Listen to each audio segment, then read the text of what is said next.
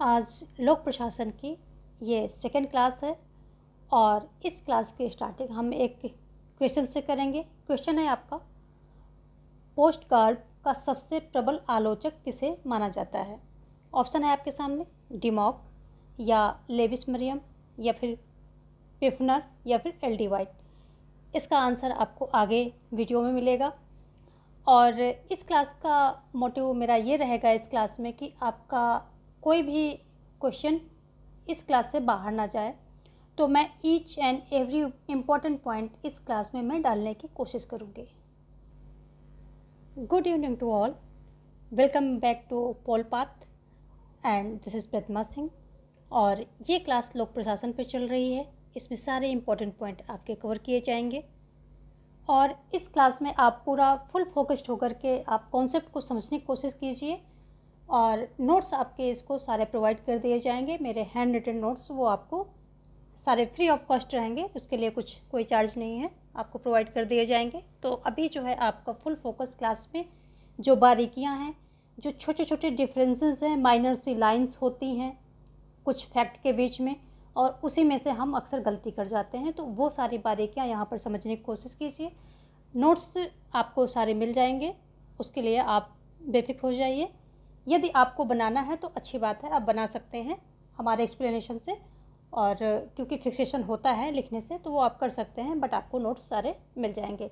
साथ में आप हमें टेलीग्राम पे जो है फॉलो कर सकते हैं, पोल पाथ के नाम से सर्च करेंगे, आपको जो है मिल जाएगा। @ नहीं लगाना है, ओनली पोल पाथ पे सर्च करना है। और यहाँ से भी आप ज्वाइन कर सकते हैं, प्लस डिस्क्रिप्शन में लिंक दिया गया है, तो वहाँ से भी आप हमें फॉलो कर सकते हैं। और ये सारे कोर्स वीडियोस जो टीजीटी पीजीटी सीरीज संबंधित हैं, कोर्स वीडियोस की प्लेलिस्ट लगी हुई है, प्रैक्टिस की प्लेलिस्ट, एनसीईआरटी की प्लेलिस्ट सारी डिस्क्रिप्शन में लगी हुई है, तो आप वो सारी चीज़ों को प्लेलिस्ट हैं उनको अवेल करें। प्लस ये लोक प्रशासन की जो मैं क्लासेस ले रही हूँ, इसकी भी एक अलग से प्लेलिस्ट वहाँ पर लगा दी गई है, तो आप उसको भी अवेल कर सकते हैं। जिसने भी पहले क्लास नहीं ली है तो वो पहले ले ले। छोटी छोटी क्लासेस दे रही हूँ, अभी आप थोड़ा सा आपकी गैदरिंग हो जाए, इन्फॉर्मेशन अपने दोस्तों में शेयर कर दीजिए सारी। तो जैसे ही थोड़े से लोग ज़्यादा जुड़ने शुरू होते हैं तो इसको मैं लंबी क्लासेस में कन्वर्ट कर दूँगी। एक बात मैं और बताना चाहूँगी कि 8 PM यानी कि 8 बजे शाम को आपकी जो है एक प्रैक्टिस क्लास होती है, तो उसमें आप सभी आइए, ज्वाइन होकर के उसको ज्वाइन कीजिए और उसमें लाइव होकर के आप आंसर दे सकते हैं, आंसर दीजिए, ताकि आपको भी अपना लेवल पता चले। जितने ज़्यादा लोग होंगे उतने ज़्यादा वहाँ पर कंपटीशन क्रिएट होगा और सभी को अपना अपना लेवल पता चलेगा कि कौन कहाँ है, और हमें भी आपको ऑब्जर्व करके थोड़ा सा कंटेंट बनाने में आसानी होगी कि किस तरह कंटेंट आपको दिया जाए। तो चलिए आज हम शुरू करते हैं, अपना टॉपिक पे आते हैं। सबसे पहले हम देखेंगे, बात करेंगे कि जो जैसे कल हमने प्रबंधकीय दृष्टिकोण पर हमने छोड़ा था, फर्स्ट क्लास में प्रबंधकीय दृष्टिकोण पर हम बात कर रहे थे। उसके पहले हमने डिस्कस किया था कि लोक प्रशासन का जन्म 1887 में होता है। कौन सा लेख? जब ये लेख वुड्रो विल्सन का लेख आता है, द स्टडी ऑफ एडमिनिस्ट्रेशन, इसी के साथ जो है इसका जन्म माना जाता है, और इसीलिए वुड्रो विल्सन को लोक प्रशासन का जनक कहा जाता है। ठीक है, और वुड्रो विल्सन ने द्विभाजन का सिद्धांत भी दिया है। तो ये सारी चीज़ें हमने डिस्कस की थी। प्लस हमने ये बताया था कि लोक प्रशासन के 2 दृष्टिकोण हैं, सीमित दृष्टिकोण एंड व्यापक दृष्टिकोण। सीमित दृष्टिकोण के समर्थकों की बात करें तो Luther, Gulick, Gladden and Simon हैं, जबकि व्यापक दृष्टिकोण में L D White, Willoughby, FM Marx, Pfiffner, इन सब की जो हमने बात की थी। और व्यापक दृष्टिकोण में ही प्रबंधकीय दृष्टिकोण आ जाता है, जिसके समर्थक हेनरी फेयोल, लूथर गुलिक, लिंडर उर्विक का जो है नाम आता है। और ये जो प्रबंधकीय दृष्टिकोण है, इन विचारकों का ये मानना है कि ये कहते हैं कि लोक प्रशासन का आशय प्रबंध के कार्यों से है, क्योंकि बेहतर प्रबंधन के बिना नीतियों का कुशलता पूर्वक जो है क्रियान्वयन नहीं किया जा सकता है। तो इसी संबंध में जो है लूथर गुलिक ने क्या किया था कि पोस्ट का एक इन्होंने अपना सिद्धांत दिया था। ठीक है, इसको सिद्धांत ना कह के दृष्टिकोण कहेंगे तो ज़्यादा अच्छा रहेगा, तो पोस्ट काप का ये दृष्टिकोण देते हैं। गुलिक के अनुसार प्रशासन कुल 7 तत्वों से मिलकर बनता है, जिससे वे संक्षेप में पोस्ट काप कहते हैं। तो पोस्ट काप का जैसे हमने यहाँ पर सब दिया है, उसके पहले अक्षर से इन्होंने उसको पोस्ट काप दे दिया है। तो और जो है इसको हम देख लेते हैं कि पोस्काप का फुल मीनिंग क्या होता है। तो जैसे ये पोस्काप यहाँ पर पोस्ट कार्ब ये है। तो सभी का जो पहला अक्षर है, पी से क्या है प्लानिंग यानी कि योजना, ओ से ऑर्गेनाइजेशन संगठन बनाना, एस से स्टाफिंग यानी कर्मचारी रखना, डी से डायरेक्टिंग यानी कि निर्देशित करना, और सी ओ यानी कि कोऑर्डिनेटिंग। तो यहाँ पर पहले हम ये जो है इसको हटा देते हैं। तो कोऑर्डिनेटिंग यानी तालमेल करना, और रिपोर्टिंग यानी कि रिपोर्ट करना, बजटिंग यानी कि बजट बनाना। तो ये 7 तत्वों को इन्होंने बोला है कि ये ज़रूरी हैं, और इन्होंने इसी को जो है इसका सारा के पहला लेटर लेकर के पोस्काप इसको नाम देते हैं। तो ये बात हो गई लूथर गुलिक की। लूथर गुलिक जो है एक अमेरिकन राजनीतिक हैं, और ये क्या है कि ये कोलंबिया विश्वविद्यालय में प्रोफेसर थे। तो ये बातें भी इनके बारे में पूछी जा सकती हैं। और जो सबसे इम्पोर्टेंट पॉइंट है यहाँ पर कि लूथर गुलिक ने कौन सी पुस्तक में अपना ये दृष्टिकोण रखा था, यानी कि जो प्रशासन के उद्देश्यों से संबंधित पोस्टकाप का जो दृष्टिकोण है कौन सी बुक में रखा है, तो notes on theory of organisation, इस पुस्तक में ही इन्होंने अपना ये दृष्टिकोण को प्रस्तुत किया है। तो एक क्वेश्चन आपका इम्पोर्टेंट यहाँ से बनता है, ठीक है, ये क्वेश्चन इम्पोर्टेंट है और यहाँ से आपका बनता है। तो ये सारी 7 चीज़ें हैं जिसे पोस्टकाप शॉर्ट में बोला जाता है, planning, organisation, staffing, directing, coordinating, reporting and budgeting. Luther Gulick के द्वारा दिया गया है, notes on theory of organisation में दिया गया है, ठीक है। चलिए देखेंगे हम नेक्स्ट आगे क्या है कि जो लेविस मेरियम है ये पोस्टकाप के प्रबल आलोचक है, जो कि आपके क्वेश्चन में पूछा गया था। तो इसका आंसर हो जाएगा लेविस मेरियम। क्वेश्चन में ऑप्शन आपका क्या था वो देख लेते हैं हम। तो ऑप्शन आपका जो है लेविस मेरियम, यानी कि यहाँ पर बी राइट हो जाएगा। ऑप्शन पे यहाँ पर राइट हो रहा है क्योंकि लेविस मेरियम जो है पोस्टकाप के सबसे प्रबल आलोचक माने जाते हैं। तो यहाँ पर समझने वाली बात है कि कोई भी सिद्धांत हो, कोई भी दृष्टिकोण हो, तो उसकी जब वो एक बार वो डेवलप होता है उसकी आलोचना पक्का होती है। कुछ लोग उसकी आलोचना करते हैं और उसमें कुछ और चीज़ें ऐड ऑन करते हैं, उसमें कुछ और इम्प्रूवमेंट लाने की कोशिश करते हैं या फिर उसकी कमियों को बताते हैं। तो उसी आलोचना के क्रम में इस जो ये है पोस्टकाप है दृष्टिकोण है, इसकी भी आलोचना होती है, ठीक है। और इसमें जो है निग्रो हैं वो मानते हैं, जो निग्रो जैसे विचारक हैं ये मानते हैं कि लोक प्रशासन से आशय जो है विषय वस्तु के ज्ञान से है, यानी कि सिर्फ प्रबंधन से नहीं है, इसका विषय वस्तु के ज्ञान से भी है। जैसे कृषि, स्वास्थ्य, प्रतिरक्षा आदि विषय वस्तु हैं, इन्हीं को क्रियान्वयन करने के प्रबंध की आवश्यकता होती है। तो ये सब बातें यहाँ पर उठती हैं कि ठीक है प्रबंध तो है, लेकिन प्रबंध के साथ साथ ये विषय वस्तु का भी यहाँ पर समावेश होना चाहिए।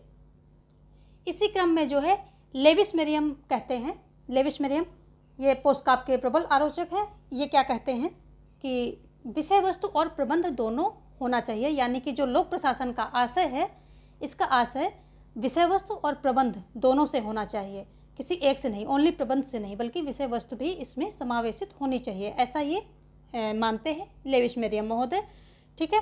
ये सारी परिभाषाएं आपको मेरे नोट्स जो मैं प्रोवाइड करूँगी उसमें मिल जाएंगी। अभी ओरली आप सुनिए और कॉन्सेप्ट को समझने की कोशिश कीजिए। तो और लेविस मेरियम इनका एक और फेमस कथन है कि लोक प्रशासन कैंची के 2 फलकों के समान है, एक फलक का संबंध प्रबंध से है तो दूसरे का संबंध विषय वस्तु से है। यानी कि अगेन ये कहना चाह रहे हैं कि जो लोक प्रशासन है वो इसमें दोनों ही चीज़ें समावेशित होनी चाहिए, यानी कि विषय वस्तु और प्रबंधन दोनों इसमें होना चाहिए। अगेन ये इस परिभाषा से इनकी साबित हो रहा है। और इनकी जो है लेविस मेरियम है, इनके कथन का यानी कि इनके जो इन्होंने बातें कही इसका समर्थन डिमॉक महोदय ने किया है, ठीक है। जो लेविस मेरियम का दृष्टिकोण है उसका समर्थन डिमॉक महोदय ने किया है, ये क्वेश्चन आता है। लेविस मेरियम का समर्थन करते हुए डिमॉक ने क्या लिखा है वो भी सुन लीजिए आप कि लोक प्रशासन का संबंध सरकार का क्या और कैसे से है, क्या का संबंध विषय वस्तु से है तथा कैसे का संबंध प्रबंध से है। तो ये बहुत आता है डिमॉक का कि डिमॉक ने इनकी परिभाषा जो ये आती है क्या का संबंध विषय वस्तु से है और कैसे का संबंध जो है प्रबंध से है। नीतियों के क्रियान्वयन एवं नीतियों के निर्माण दोनों से है। इनका मतलब है कि जो ये लोक प्रशासन है क्रियान्वयन एवं निर्माण दोनों से है। अब हम जो है प्रशासन के क्षेत्र की बात कर लेते हैं कि जो है प्रशासन का जो है क्या क्या क्षेत्र है। सीमित क्षेत्र है, कब था, कब जो है इसका व्यापक क्षेत्र हुआ, या इसका जो है क्षेत्र कितना कितना है, तो उस पर हम थोड़ा सा बात करेंगे। यदि हम प्रशासन के क्षेत्र की बात करें तो प्रारंभ में लोक प्रशासन क्षेत्र सीमित था, बहुत ही सीमित था। आप इसको पोलिश राज्य का नाम दे सकते थे, जैसे जो कि पोलिश राज्य में सिर्फ क्या था, केवल सुरक्षा, शांति व्यवस्था और न्याय के कार्यों को ही करता था पोलिश राज्य। ठीक है, तो वहीं तक जो है लोक प्रशासन के कार्य का क्षेत्र था वहीं तक ही सीमित था। लोक प्रशासन का लोक कल्याणकारी कार्य से कोई लेना देना नहीं था। सामाजिक, आर्थिक, राजनीतिक क्षेत्रों में व्यक्ति स्वतंत्र था, यानी कि इन क्षेत्रों में, यानी कि सामाजिक, आर्थिक, राजनीतिक क्षेत्रों में जो है ये राज्य का कोई हस्तक्षेप नहीं था, यानी कि व्यक्ति यहाँ पर इन क्षेत्रों में पूरी तरह स्वतंत्र था। और सिर्फ क्या, सुरक्षा, शांति व्यवस्था और न्याय के कार्यों को ही राज्य देखता था, और राज्य देखता था, इसलिए लोक प्रशासन का भी कार्य क्षेत्र उतना ही था। लेकिन ये एक बहुत ही इम्पॉर्टेंट फैक्ट है, अक्सर एग्जाम में आता है कि जो है लोक कल्याणकारी राज्य का उदय कब होता है। तो ये लोक कल्याणकारी राज्य का उदय होता है द्वितीय विश्व युद्ध के बाद, तब इसका उदय होता है। जो वेवरिज की रिपोर्ट आती है, ठीक है, जो पीएम एटली हैं, पीएम एटली थे, उनके कार्यकाल में जो वेवरिज की रिपोर्ट आती है वहीं से लोक कल्याणकारी राज्य का जो है उद्भव होता है, और वही इसका उद्भव का घर भी माना जाता है। ठीक है, तो इंग्लैंड जो है, इंग्लैंड को ये लोक कल्याणकारी राज्य के उद्भव का घर भी माना जाता है। तो ये सारी चीज़ें रिलेट करते हुए चलिए। तो और जैसे ही द्वितीय विश्व युद्ध के बाद लोक कल्याणकारी राज्य का उदय हुआ, और इसी क्रम में क्या होता है कि लोक प्रशासन के कार्य क्षेत्र में वृद्धि हो जाती है। जन कल्याण के कार्य जो है शुरू हो जाते हैं। लोक कल्याण जो लोक प्रशासन है उसके क्षेत्र में क्या है, जन कल्याण के कार्य भी सम्मिलित हो जाते हैं, और जो व्यक्ति के हर क्षेत्र में लोक प्रशासन की पहुंच हो जाती है। जैसे ही राज्य जो है लोक कल्याणकारी बनता है तो लोक प्रशासन के कार्य क्षेत्र की जो एक व्यापकता होती है वे व्यक्ति के हर क्षेत्र में हो जाती है। तो इसका कार्य क्षेत्र कब से बढ़ता है, द्वितीय विश्व युद्ध के बाद से। ठीक है, तो अब हम देखेंगे आगे के कुछ पॉइंट देख लेते हैं। सबसे पहले यहाँ पर एक और क्वेश्चन का आंसर आपको देना है। लोक प्रशासन और निजी प्रशासन में असमानताओं से संबंधित हैं। कौन कौन से जो संबंधित हैं, यानी कि यहाँ पर लोक प्रशासन और निजी प्रशासन, इसमें क्या हुआ कि कुछ तो समानताओं, इनके बीच में जो समानताएं हैं इनसे संबंधित कुछ समर्थक हैं, जबकि कुछ विचारक हैं वो कहते नहीं, इनके बीच में असमानताएं भी हैं। तो कौन से विचारक जो हैं वो असमानताओं से संबंधित हैं, यानी कि वो जो असमानताएं हैं इन दोनों क्षेत्रों में, यानी कि निजी प्रशासन और लोक प्रशासन के बीच में जो असमानताएं हैं उनके पक्ष को रखते हैं। तो आपके सामने ऑप्शन है, साइमन इससे संबंधित हैं, या एप्लवी संबंधित हैं, या सरजोसिया संबंधित हैं, या ये सभी संबंधित हैं। तो कौन कौन से असमानताओं में दोनों लोक प्रशासन और निजी प्रशासन की असमानताओं से कौन से विचारक संबंधित हैं, ये आपको आंसर करना है, और इसका आंसर आपको आगे वीडियो में मिल जाएगा। ठीक है, ध्यान से देखिएगा, आपको आंसर जो है अपने आप इसका मिल जाएगा। लोक प्रशासन एवं निजी प्रशासन में समानताएं होती हैं, और समानताओं के पक्षधर कौन कौन हैं, फेयोल हैं, गुलिक हैं, मूनेवर-रेले हैं, लेंडल हैं, उर्विक, ये सभी जो हैं क्या हैं, कहते हैं कि लोक प्रशासन और निजी प्रशासन में क्या है कि समानताएं होती हैं, ऐसा ये बताते हैं। यानी ये सभी विचारक लोक प्रशासन और निजी प्रशासन में जो इन दोनों के बीच में समानता है, समानताओं पे बल दिया है, कहा कि इन दोनों में मतलब लगभग सभी समानताएं हैं, ये समान ही हैं। तो इनकी मुख्य जो समानताएं हैं उस पर हम थोड़ी सी चर्चा कर लेंगे, और यहाँ पे हमने शॉर्ट में दिया है, इसको हम एक्सप्लेन भी कर देंगे। तो सबसे पहली समानता, ये जो विचारक हैं सबसे पहली समानता की कौन सी समानता की बात करते हैं, ये विचारक कहते हैं कि दोनों में यानी कि लोक प्रशासन और निजी प्रशासन, यहाँ दो की बात हो रही है तो इन्हीं दो को हम लेके चलेंगे कंसीडर करते हुए। तो दोनों का मतलब है लोक प्रशासन और निजी प्रशासन, ठीक है।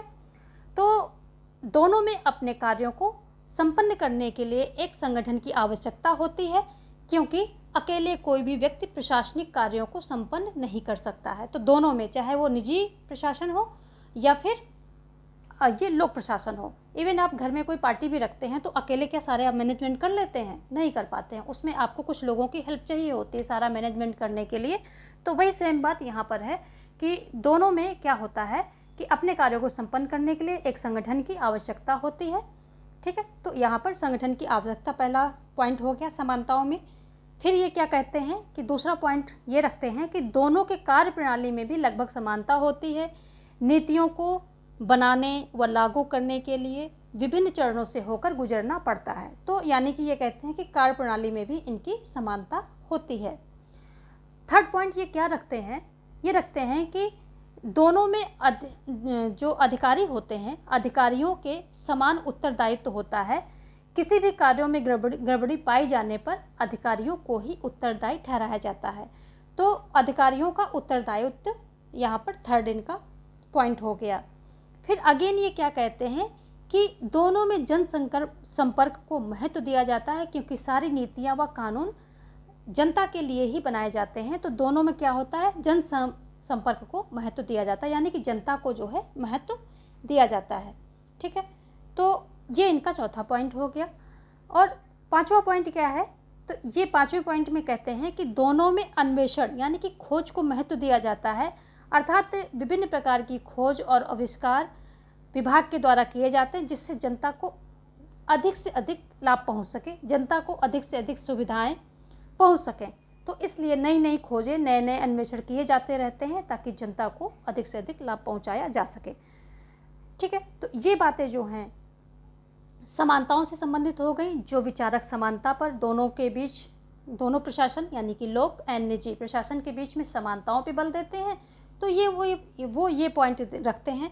और काफ़ी हद तक जो है ये पॉइंट रियलिटी भी है, लेकिन ये भी आप ना भूलें कि असमानताएं भी हैं। तो हम असमानताओं को अब देख लेते हैं, ठीक है। अब हम दोनों की यानी कि लोक प्रशासन एवं निजी प्रशासन की असमानताओं की बात करेंगे, ठीक है। तो दोनों में लाभ के तत्व में अंतर होता है, ठीक है।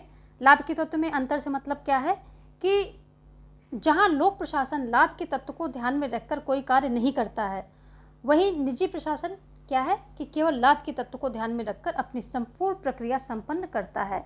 जो लोक प्रशासन होता है वो जनता का सुविधाएं देने के लिए, जनता को बेसिक नीड्स फुलफिल करने के लिए जो सारी चीज़ें हैं, रिसोर्सेज हैं, वो जनता तक पहुंचाने के लिए कार्य करता है।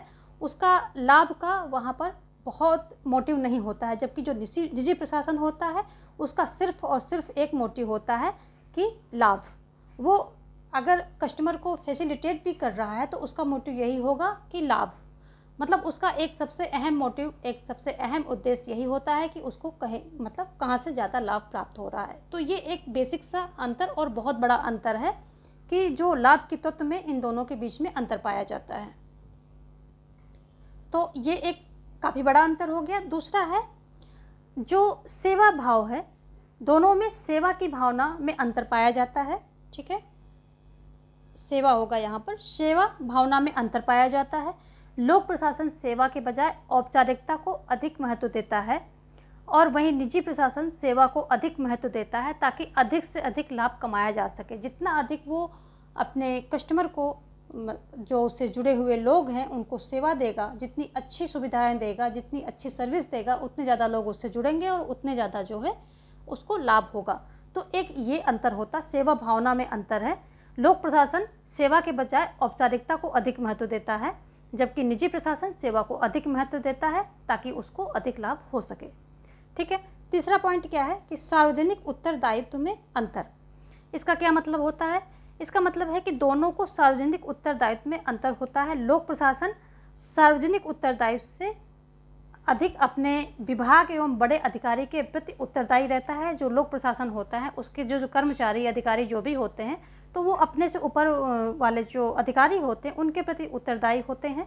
ना कि सार्वजनिक जनता के प्रति इतना ज़्यादा नहीं होते हैं। जबकि जो निजी लोक प्रशासन है ये जनता के संतुष्ट पर बल देता है, क्योंकि जनता संतुष्ट होगी तभी जो है जनता इसके साथ जुड़ेगी और तभी इसको जो है लाभ होगा। तो ये जो निजी प्रशासन है वो जनता के संतुष्ट पर जो है अधिक बल देता है। तो आप देखते भी होंगे जो सरकारी कार्यालय होते हैं उनमें जाके देखिए, और जो निजी जो भी हैं सर्विसेज के जो कार्यालय हुए या कोई ऑफिस ऐसा हुआ तो वहाँ पर जाके देखिए, आपको डिफरेंस साफ साफ दिखता है। हालांकि जो निजी में जाते हैं वहाँ पर सब कुछ महंगा होता है, कॉस्टली होता है और उसको हर कोई अफोर्ड नहीं कर सकता है, जबकि जो सरकारी चीज़ें होती हैं उसको एक गरीब इंसान भी अफोर्ड कर सकता है।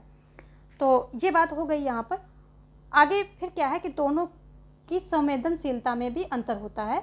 ठीक है, ये चौथा पॉइंट हो गया कि दोनों की व्यवहारिकता एवं एकरूपता में अंतर होता है। लोक प्रशासन का व्यवहार संवेदनहीन नज़र आता है, क्योंकि उसको जो है औपचारिकताएं करनी है, जो काम उसको दिया गया है उसको उसी तरीके से वो कर देगा।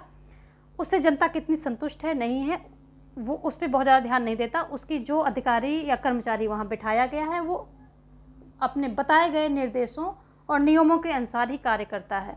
ठीक है, जबकि निजी प्रशासन एक संवेदनशील व्यवहार प्रस्तुत करता है ताकि अपने लोगों को अधिक से अधिक लाभ दिलाया जा सके और तभी लोग उसके साथ जुड़ेंगे।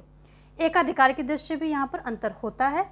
और इसमें अगला क्या है कि दोनों में कानून एवं नियमों के प्रभाव में भी अंतर देखने को मिलता है। जो नियम कानून होते हैं उसमें भी अंतर साफ साफ दिखता है। ठीक है, जहाँ लोक प्रशासन में कठोर कानून पर अधिक बल दिया जाता है, यानी कि जो कानून बन गया उससे वो 1 इंच भर इधर उधर नहीं हो सकते हैं। जो पॉलिसी है, जो नियम रूल्स हैं उन्हीं को पूरा पूरा वो फॉलो करते हैं, क्योंकि ऊपर से उनको आदेश होता है, वो कुछ कर भी नहीं सकते हैं। वहीं निजी प्रशासन में काफ़ी कुछ लचीलापन दिखाई पड़ता है। यदि कुछ ऐसी अड़चन आती है तो उसको रिजॉल्व करने की कोशिश की जाती है। कर्मचारियों को ये निर्देश दिया हुआ होता है ऊपर से कि ठीक है, अगर ऐसी बात आए तो आप जो है उसको तुरंत अपने से बड़े लोग हैं, यदि आपके लेवल की बात है तो आप ही रिजॉल्व कर लीजिए, या फिर यदि कोई ऐसी बात है जिसको आप सॉल्व नहीं कर पा रहे हैं तो ठीक है, अपने ऊपर से जो है उसको कंसल्ट करके उसको कस्टमर को जाने मत दो, यानी कि जो कस्टमर है उसको फैसिलिटेट करो, उसको संतुष्ट करो, ये उनको निर्देश रहता है। तो एक ये बड़ा अंतर यहाँ पर देखने को मिलता है, लचीलापन यहाँ पर रहता है निजी जो प्रशासन होता है इसमें, जबकि लोक प्रशासन में लचीलापन नहीं, वहाँ कठोरता दिखाई देती है। ठीक है, और इन दोनों के आचार संहिता में भी अंतर दिखाई देता है। प्लस सबसे बड़ा अंतर जो लाल फीताशाही से संबंधित अंतर है इसमें। लाल फीताशाही का मतलब क्या होता है? लेट लतीफ़ी, यानी कि लेट कोई काम जो है टालते रहना, यही लाल फीताशाही का एक ये जो है मेन मतलब होता है। तो लाल फीताशाही को लेकर दोनों में अंतर होता है। लोक प्रशासन जो है इसमें लाल फीताशाही देखने को मिलती है, यानी कि लेट लतीफ़ी इसमें देखने को मिलती है, परंतु निजी प्रशासन में ऐसा नहीं होता है। बहुत ही रेयर केस हो, कोई चीज़ वैसी फंस जाए तो अलग बात है, अदरवाइज जो निजी प्रशासन है उसमें लेट लतीफ़ी बिल्कुल भी देखने को नहीं मिलती है। तो ये एक बहुत बड़ा अंतर है इन दोनों प्रशासन में, यानी कि लोक प्रशासन और निजी प्रशासन में। और आज की क्लास हम यहीं पर वाइंड अप करेंगे, लेकिन वाइंड अप करने से पहले आपके लिए एक क्वेश्चन है। क्वेश्चन क्या है अभी बताएंगे, लेकिन पहले हम देखेंगे कि आज हमने क्या क्या देखा, क्या क्या पढ़ा। हमने जो है प्रशासन का क्षेत्र पढ़ा। द्वितीय विश्व युद्ध के पहले जो है सीमित था, द्वितीय विश्व युद्ध के बाद इसका व्यापक हो गया जो लोक प्रशासन का क्षेत्र होता है।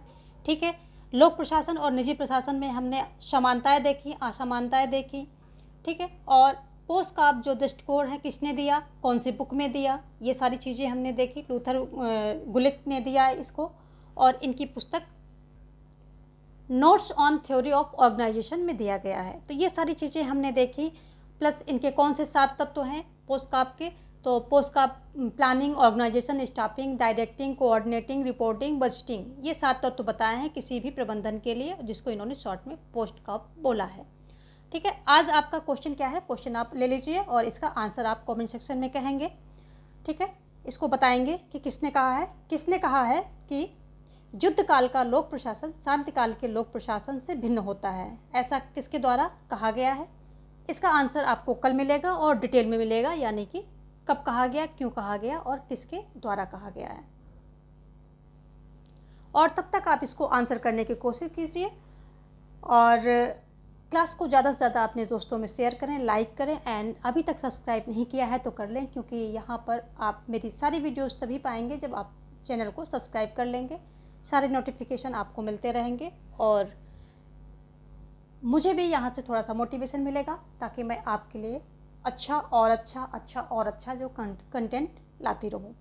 तो उसके लिए मुझे भी मोटिवेशन मिलेगा, प्लस आपको नोटिफिकेशन मिलता रहेगा, दोनों की विन विन पोजीशन रहेगी।